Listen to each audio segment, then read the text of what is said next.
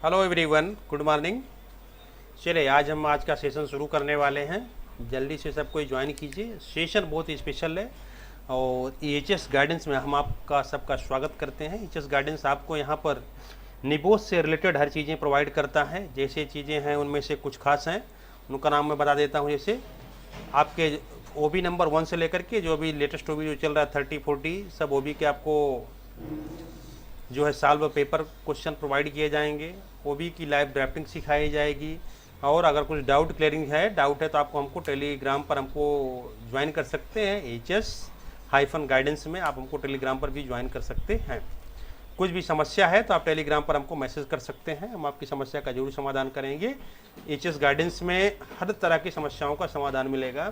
खासतौर पर निबोस से रिलेटेड या CSP कुछ भी सेफ्टी से रिलेटेड चीज़ें हैं, आप बेझिझक किसी भी तरह का क्वेश्चन पूछ सकते हैं और टैग कर सकते हैं। चलिए देखते हैं आज का सेशन बहुत स्पेशल है।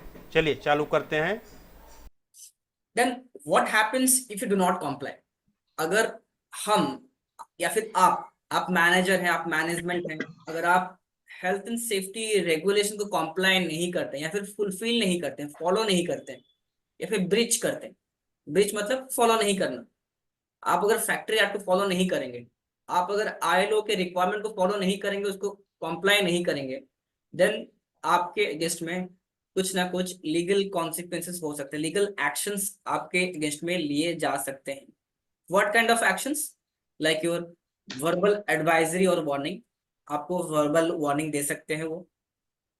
आपको इम्प्रूवमेंट नोटिस या फिर प्रोहिबिशन नोटिस इशू कर सकते हैं।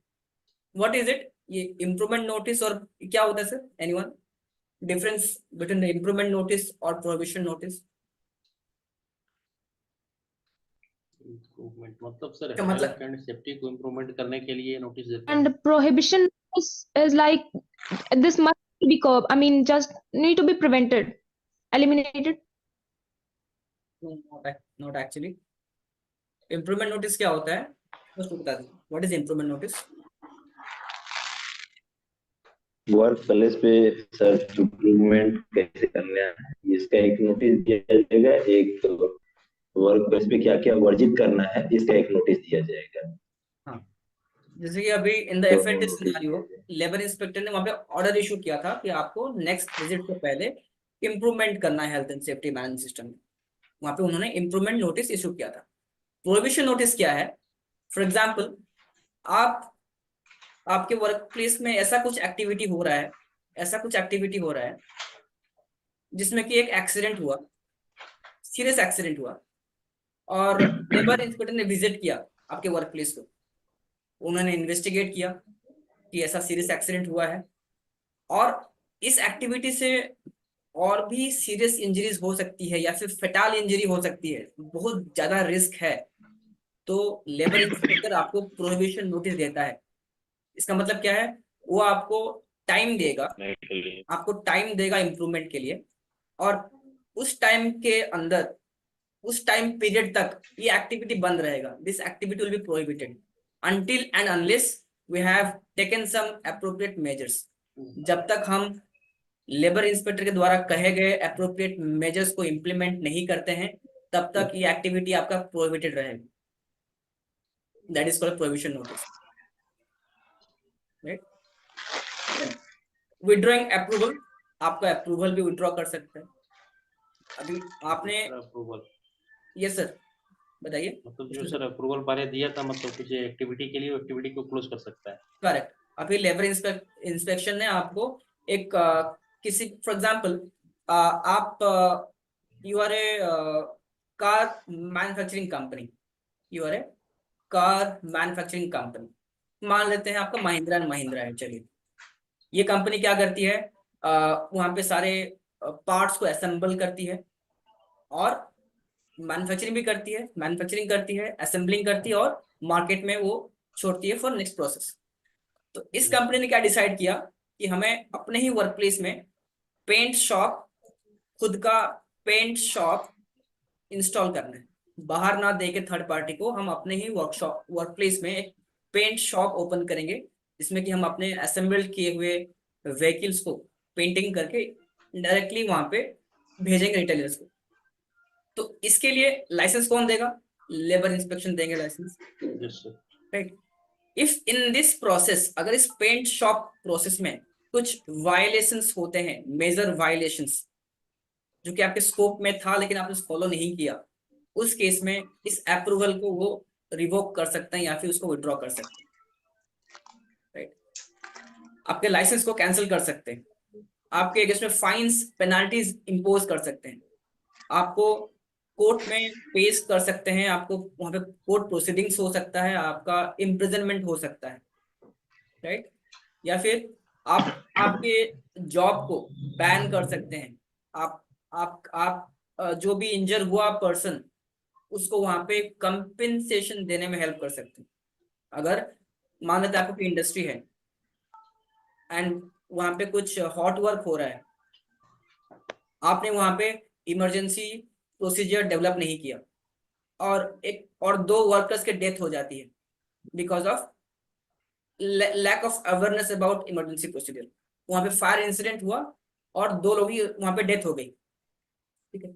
और जो लेबर इंस्पेक्टर है वो इन्वेस्टिगेट करेगा इंसिडेंट को, और आपकी कंपनी को पे आउट देने के लिए वो बाध्य करेगा। आपको इन 2 वर्कर्स के फैमिली को स्पेसिफिक अमाउंट पे करना है, like happened in styrene gas release, जो एलजी पॉलीमर में हुआ था। एलजी पॉलीमर में क्या हुआ था, 11 लोगों की मौत हुई थी, सभी के फैमिली को, ईच फैमिली को 50 करोड़ का कंपेंसेशन देने के लिए बोला गया था। किसने ऑर्डर दिया, कोर्ट ने ऑर्डर दिया, ठीक। सो ये भी आपका उनका एक्शन हो सकता है। तो जो कंपेंसेशन होते हैं वो 3 टाइप के होते हैं। Compensation is of 3 types. One is indemnification, monetary benefits and deferred compensation. What is indemnification? Like your medical claims. Medical में जितना खर्चा आएगा, जो क्लेम करेगा वर्कर, वो आपको बियर करना होगा, राइट। मॉनेटरी बेनिफिट्स, कोई वर्कर वहां पे परमानेंट डिसेबल हो गया, कोई वर्कर डिसेबल्ड हो गया या फिर डेथ हो गई, तो वहां पे आपको कुछ पे आउट देना होगा, कंपेंसेशन, 50 करोड़, 50 लाख, 1 लाख, जो कि वो डिमांड कर रहा है, या फिर उसके फैमिली को आपको देना होगा। That is called your monetary benefits. And third is your deferred compensation. इसका मतलब क्या होता है, एनीवन? इसका मतलब क्या होता है, डिफर्ड कंपेंसेशन का मतलब क्या होता है? Any idea? Sir, after तो सर accident, इंश्योर्ड कुछ compens- तो जो इंश्योर्ड अमाउंट है compensation देता उसके है, उसको बोलते हैं क्या? जो नहीं, इंश्योर्ड अमाउंट है उसके अलावा जो पे करना होता है उसको बोलते नहीं, इसका मतलब क्या होता है, फॉर एग्जाम्पल किसी एक वर्कर की डेथ हो गई, किसी वर्कर की डेथ हो गई, या फिर वो परमानेंट डिसेबल हो गया, अभी वो कभी जिंदगी में काम नहीं कर पाएगा, और इसकी जगह इसके बेटे को या फिर इसके फैमिली मेंबर किसी पर्सन को वहां पे अपॉइंट करना सेम टास्क में, या फिर उससे लेस हजार्डस टास्क में इन्वॉल्व करना। फॉर एग्जाम्पल इस वर्कर का कोई नहीं है फैमिली में, एक बेटा है, 17 साल का बेटा है, 17 ईयर्स ऑफ एज, यंग है, उसको हम हजार्डस एक्टिविटी में इन्वॉल्व नहीं कर सकते। इस उसके बेटे को सेम कंपनी में किस लेस हजार्डस एक्टिविटी में इन्वॉल्व करवाना, उसको अपॉइंटमेंट देना, इसकी जगह किसी और फैमिली मेंबर को अपॉइंटमेंट देना, that is called deferred compensation. जैसे कि आपके आर्मी में होता था पहले, राइट? होता था, आर्मी में होता था यस यस जी जी। जो deferred compensation. So these are the consequence of non compliance. हमने डिस्कस किया कि एक लेबर इंस्पेक्टर का रोल्स और फंक्शंस क्या होते हैं, और अगर कोई कंपनी लीगल रिक्वायरमेंट को फॉलो नहीं करेगी तो उनके अगेंस्ट में क्या क्या एक्शंस लिए जा सकते हैं। एनी क्वेश्चंस प्लीज आस्क, कुछ भी है तो पूछिए। सुमन सर क्लियर है? Sir, can you please repeat monetary benefits? Monetary benefits, like as per the compensation amount, like as per the claims they are doing. I mean, any worker got injured, for example, in the compactor scenario, that injured person is claiming for some like 50 lakhs of compensation, right? I got injured I got disabled permanently. I cannot work anymore. So I need this much amount of money for sustaining. So the company has to pay it. वहाँ पे आपका insurance company कुछ coverage देगी या फिर plus आपकी company भी वहाँ पे कुछ अपना पे आउट देगी. That is a monetary benefits. Okay. Indemnification मतलब क्या होता है? Like your specific medical claims, medical में जो खर्चा आया उसको रिकवरी देना, right? That is your indemnification. Deferred means replacement, किसी स्थगित. हाँ, any family member, any person.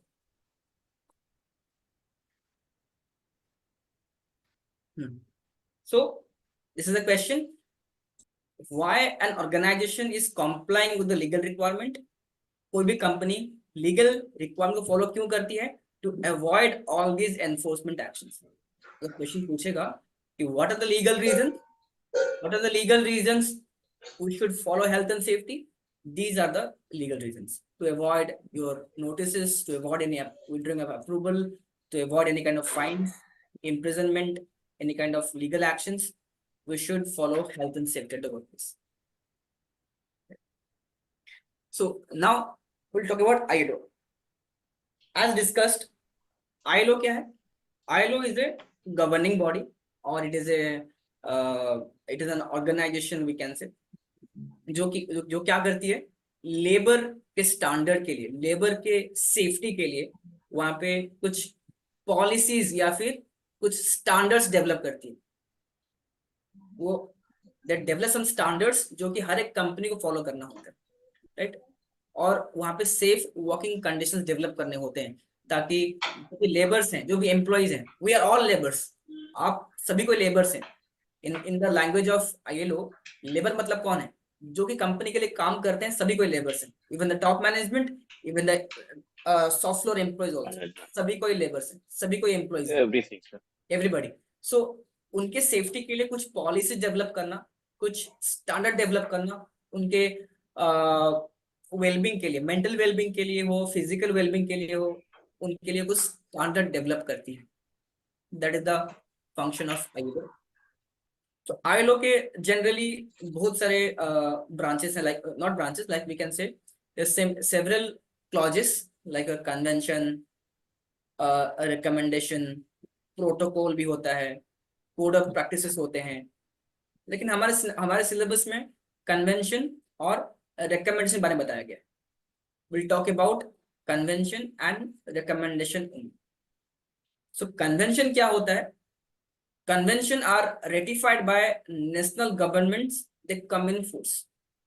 जो ILO के डिफरेंट मेंबर्स हैं, ILO के डिफरेंट मेंबर्स हैं, डिफरेंट कंट्रीज उसके मेंबर हैं. इंडिया भी उसका एक मेंबर है. ILO कब डेवलप हुआ? 1919, ठीक है. और इंडिया 1926 से ILO का मेंबर है, ठीक है. तो हम जो फैक्ट्री एक्ट फॉलो करते हैं या फिर आप अपने वर्क प्लेस से जो भी रूल्स फॉलो करते हैं वो ILO से ही डिराइव हुआ है, ठीक है. ILO से ही डिराइव हुआ है.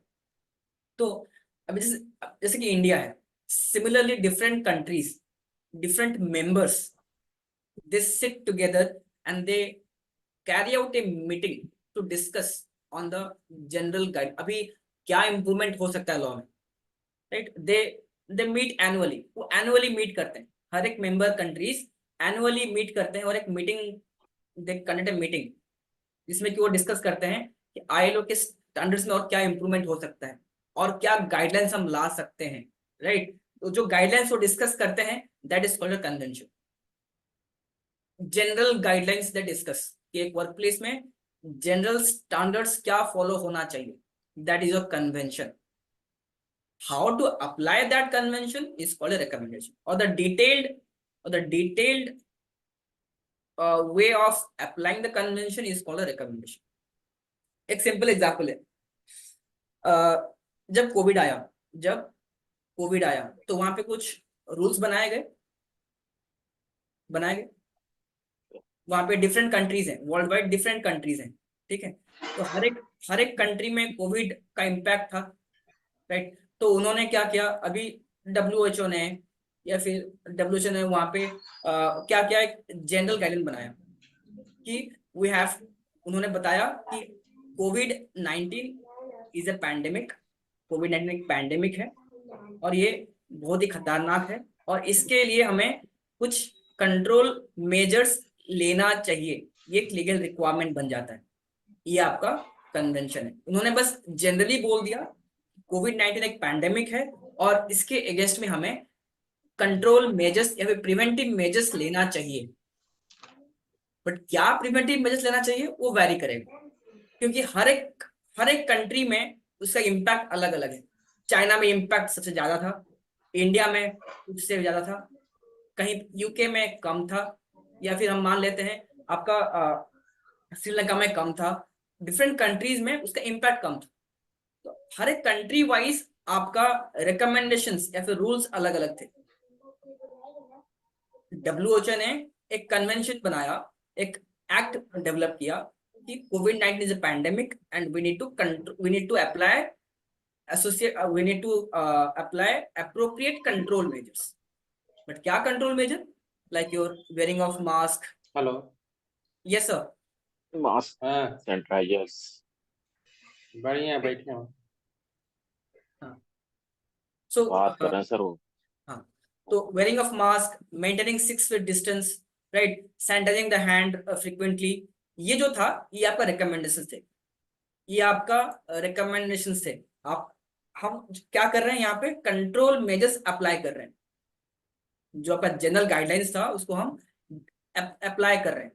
We are using the nose face mask, we are maintaining 6 feet distance, we are not going outside, या फिर हम वहाँ पे हैंड सैनिटाइजिंग कर रहे हैं।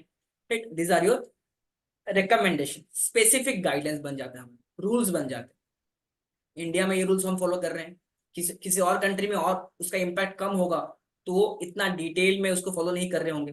किसी और कंपनी बस मास्क में काम चल जाता होगा।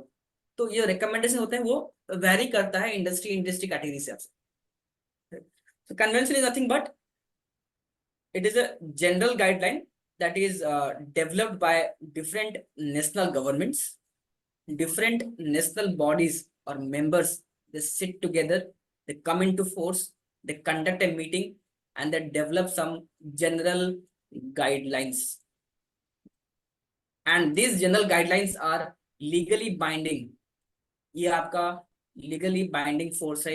इसका मतलब क्या है, आप इसको इग्नोर नहीं कर सकते, आपको ये फॉलो करना ही करना है, right. But recommendations are not the binding force. Recommendations provide more detailed guidelines on how convention could be applied. Convention कैसे अप्लाई करना है, क्या स्पेसिफिक मेजर्स लेना है, that is called your recommendation. So we can say convention is a act, recommendation is your rules. हम act को follow करते हुए, हम फैक्ट्री एक्ट को फॉलो करते हुए अपने वर्क प्लेस में स्पेसिफिक रूल्स डेवलप करते हैं या नहीं करते? करते हैं। करते हैं। So we according to act only, act को फुलफिल करने के लिए हम वहां पे अपने वर्क प्लेस में specific rules develop. That is the basic difference between your convention and recommendation. दोनों ILO का ही पार्ट है, राइट। तो हम बात करेंगे ILO convention C155 and recommendation R164। जो C it denotes for convention, R denotes for recommendation, ठीक है। हम बात करेंगे convention, ILO convention C155 and ILO recommendation R164। ये जो कन्वेंशन है ये क्या बोल रहा है, this ILO C155 is nothing but Occupational Safety and Health Convention 1981 and this is your Occupational Safety and Health Recommendation 1981। ये जो दोनों कन्वेंशन C155 और R164 है, ये सभी इंडस्ट्री कैटेगरी के लिए कॉमन है। सभी इंडस्ट्री कैटेगरी के लिए कॉमन गाइडलाइंस दिया गया है। दीज आर द गाइडलाइंस जो कि किसी भी वर्क प्लेस के लिए कॉमन है, ठीक। तो हम देखते हैं C155 क्या बोल रहा है। ILO C155 and ILO R164। ILO C155 is nothing but occupational safety and health convention 1981। इसमें बहुत सारे आर्टिकल्स या फिर गाइडलाइंस दिए गए हैं, right. There are different guidelines here. ये एक मैनेजमेंट को, एक एम्प्लॉयर को क्या करना चाहिए, लेबर इंस्पेक्टर का क्या रूल लॉज है, उनका उनका फंक्शन क्या है, राइट। एक वर्कर को क्या करना चाहिए, क्या क्या मेजर्स लेना चाहिए, यहाँ पे दिया गया। सिमिलरली रिकमेंडेशंस में भी R164 occupational safety and health recommendation 1981, इसमें भी बताया गया है कि एक जनरल वर्क प्लेस में, किसी भी वर्क प्लेस में, वो आपका ऑयल इंडस्ट्री हो, कंस्ट्रक्शन हो, कोई भी आपका कॉर्पोरेट ऑफिस हो, किसी भी इंडस्ट्री में हमें क्या क्या गाइडेंस फॉलो करना चाहिए, राइट। इसमें बताया गया है कि एक एम्प्लॉयर का क्या रिस्पॉन्सिबिलिटीज है और एक वर्कर का भी क्या रिस्पॉन्सिबिलिटीज होना चाहिए, ये बताया गया। सो जैसे कि कन्वेंशन C155, इसमें बहुत सारे आर्टिकल्स हैं। आर्टिकल नंबर 16 में बताया गया है कि एक एम्प्लॉयर या फिर जो मैनेजमेंट है उसका रिस्पॉन्सिबिलिटीज क्या होना चाहिए towards the work place, towards the safety of workers, उनका रिस्पॉन्सिबिलिटी क्या होना चाहिए बताया गया है आर्टिकल नंबर 16 में। सिमिलरली रिकमेंडेशन R164 में बहुत सारे रिकमेंडेशन हैं, बहुत से रिकमेंडेशन हैं। रिकमेंडेशन नंबर 10 में बताया गया है कि एक एम्प्लॉयर का, एक मैनेजमेंट का क्या क्या रिस्पॉन्सिबिलिटीज है, ठीक है। कन्वेंशन में भी बताया गया है आर्टिकल नंबर 16 में, और रिकमेंडेशन नंबर 10 में बताया गया है कि एक एम्प्लॉयर का या फिर एक मैनेजमेंट का वर्क प्लेस के लिए क्या क्या रिस्पॉन्सिबिलिटीज या फिर ऑब्लिगेशंस क्या क्या होना चाहिए, ठीक है। तो सेम थिंग हमारे पीपीटी में दिया गया है। Employers responsibilities according to C15। पहले बात करेंगे C155। जनरली बात करिए, अगर इफ आई आस्क जनरली, एक एम्प्लॉयर का क्या क्या रिस्पॉन्सिबिलिटी होना चाहिए, एक एम्प्लॉयर का रिस्पॉन्सिबिलिटी क्या क्या होना चाहिए।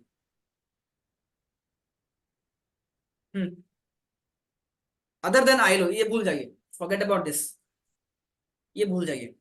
एक जनरल वर्क प्लेस में एक एम्प्लॉयर का रिस्पॉन्सिबिलिटी क्या क्या होना चाहिए।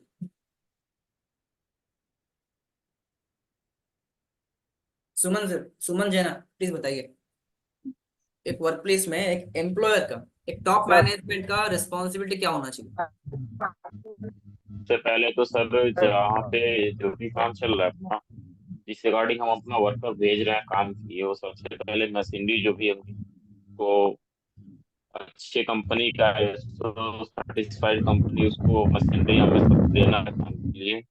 और ISO सर्टिफाइड PPE वगैरह हर चीज, मतलब इलीगल तरीके का यूज जो अपना ISO के अकॉर्डिंग वर्कर के बीच में देना है, जो काम करने में कोई दिक्कत ना हो उसमें उन्हें। ओके, और कुछ। सर वर्कर को सर रिसोर्स देना, उसको ट्रेनिंग एजुकेट करना, और सेफ वर्क एनवायरनमेंट देना। Hello, yes sir. Sir resource, sir working के लिए कुछ रिसोर्स चाहिए, सपोर्ट करना उसको। करेक्ट, ओके, रिसोर्स प्रोवाइड करना।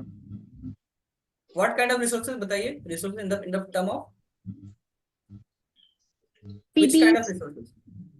रिसोर्स तो सर मतलब जो वर्क करने जा रहा है, मतलब कुछ Tool एक्टिविटी में status एंगेज है, वो एक्टिविटी is- से रिलेटेड जो है मैनेजमेंट और रिसोर्स पूरा प्रोवाइड इनके साइड पे काम रिसोर्सेज कर रहा था in the term of, resources in the form of man power, machinery, material and money, Yes. 4 M's होते हैं, 4 M's होते हैं, right. Man power, machinery, material and money. Budget, budget भी होना चाहिए हेल्थ एंड सेफ्टी के लिए, तो ये भी रिसोर्सेस है। तो एक मैनेजमेंट को रिसोर्सेस प्रोवाइड करना चाहिए, राइट। एक मैनेजमेंट को प्रॉपर वहां पे सेफ वर्किंग कंडीशन डेवलप करना चाहिए, ठीक। तो सिमिलरली ILO में बताया गया है, ILO C155 का आर्टिकल नंबर 16 में बताया गया है, सेम चीजें हैं। क्या बोला गया है, employers shall be required to ensure that the workplaces, machinery, equipment and processes under their control are safe and without risk to health. क्या बोला गया है कि एम्प्लॉयर का रिस्पॉन्सिबिलिटी क्या है, एक एम्प्लॉयर को इंश्योर करना है कि जो वर्क प्लेस है, उस वर्क प्लेस में जो भी मशीनरी यूज की जा रही है या फिर जो इक्विपमेंट यूज की जा रही है या फिर जो प्रोसेस है वो सेफ है, उसमें कोई रिस्क नहीं होना चाहिए. That is the responsibility of the management, right. Also employer's responsibility is to ensure that the chemical, physical and biological substances and agents under their control are without risk to health when the appropriate measures of protection are taken. अभी आपके work place में chemical substances भी हैं, physical substances भी हैं और biological substance भी हैं. एग्जांपल देंगे please, chemical substance, physical substance, biological substance. आपके वर्क प्लेस में क्या क्या केमिकल सब्सटेंस हो सकते हैं, फिजिकल सब्सटेंस क्या हो सकती हैं और बायोलॉजिकल सब्सटेंस क्या हो सकते हैं.